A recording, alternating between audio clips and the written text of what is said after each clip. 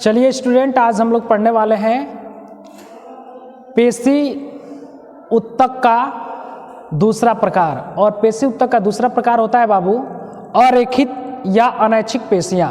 तो आइए पढ़ते हैं इसको।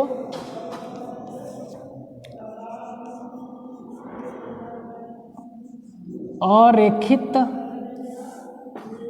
या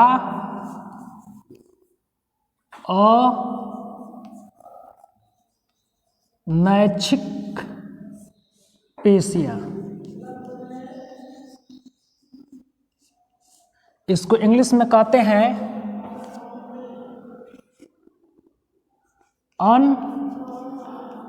अनस्ट्रिपेड आर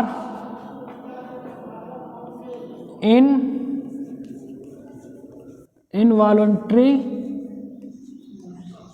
मसल्स। ध्यान दीजिएगा बाबू, इसे अरेखित या अनैच्छिक पेशी क्यों कहते हैं?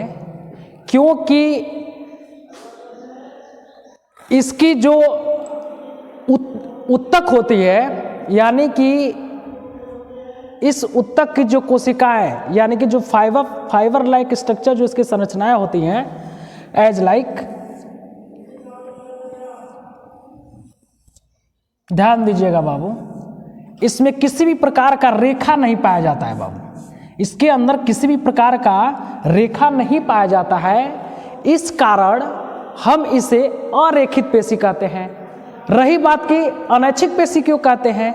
क्योंकि यह हमारे इच्छा के अनुसार कार्य नहीं करती है, इसलिए हम इसे अनैच्छिक पेशी के नाम से जानते हैं। अर्थात हम कह सकते हैं कि ये पेशियां जब हमारे शरीर में कार्य कर रही होती है, उस समय तंत्रिका तंत्र के नियंत्रित में कार्य नहीं करती हैं, इसलिए हम इसको कहते हैं अनैच्छिक पेशियां।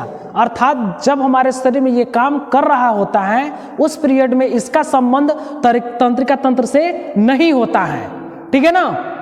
अब मैं आपको बताऊंगा कि इस प्रकार की पेशी जो होती हैं, अनैच्छिक पेशी या अरेखित पेशी, यह हड्डियों के संपर्क में नहीं रहती हैं।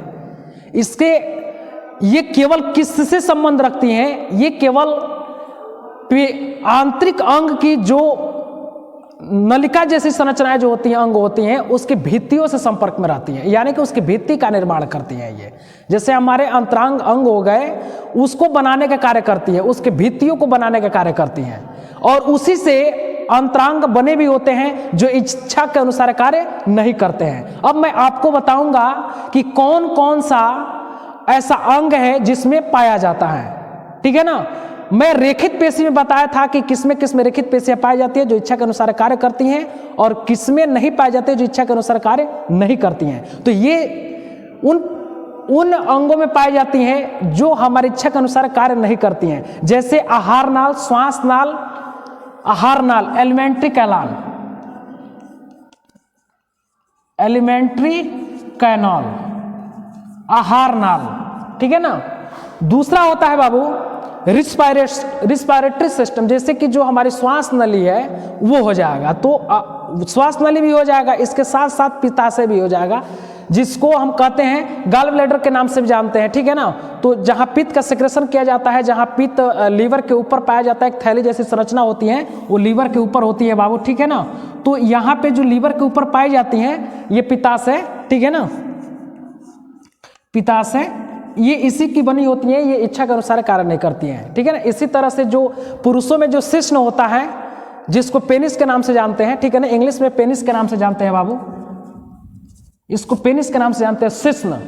तो जो शिश्न होता है, पुरुष का जो शिश्न होता है, वो इच्छा के अनुसार कार्य नहीं करता है। ठीक है ना? यानी कि उसमें तंत्रिका तंत्र रहता है, लेकिन उसके जब वो कार्य कर रहा होता है, उस समय तंत्रिका तंत्र वहां पे उसके नियंत्रित में काम नहीं करता है। ठीक है ना? तो ये इच्छा के अनुसार कार्य नहीं करता। इसी तरह से स्त्रियों की जो योनि होती है, जो वेजिना होती है बाबू, ठीक है ना, जो वेजिना होती है योनि, ये इसमें भी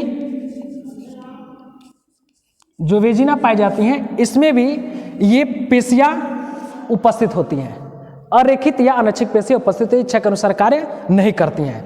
तो इसकी जो संरचनाएं होता है बाबू, वो फाइबर लाइक स्ट्रक्चर होता है, मैं आपको बता देता हूं, ठीक है ना। इसमें किसी भी प्रकार का रेखा नहीं पाया जाता है, ठीक है ना, इसलिए हम इसे अरेखित पेशी भी कहते हैं। अच्छा, अब मैं आपको बताता हूं कि इसमें न्यूक्लियस पाया जाता है, इसके अंदर न्यूक्लियस पाया जाता है, ठीक है ना।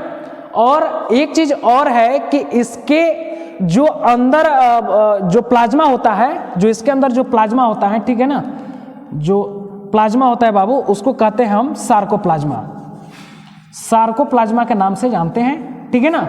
और ये चारों तरफ से एक झिल्ली द्वारा घिरी हुई पाई जाती हैं, ठीक है ना, एक झिल्ली द्वारा घिरी हुई पाई जाती हैं। इस झिल्ली का नाम हम देते हैं सार्कोलेमा, सार्कोलेमा के नाम से जानते हैं, ठीक है ना, इसको सार्कोलेमा कहते हैं। और इसके अंदर एक न्यूक्लियस पाया जाता है, प्रत्येक पेशी तंतु में न्यूक्लियस पाया जाता है, केंद्रक पाया जाता है, जो अनेक केंद्रकों का निर्माण कराता है। और ये रहा इसकी संरचना, ठीक है ना। और एक बात और है, मैं बता दूं कि जो भी पेशी तंतु होते हैं, जितने भी प्रकार होते हैं, वो पेशी तंतु एक्टिन और मायोसिन नामक प्रोटीन की बनी होती है। किसकी बनी होती है बाबू?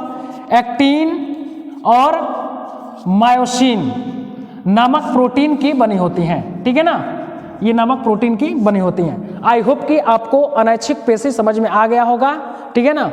तो चलिए अब अगला हम लोग पढ़ते हैं हृदय पेशी। इसका तीसरा प्रकार होता है हृदय पेशी। तो चलिए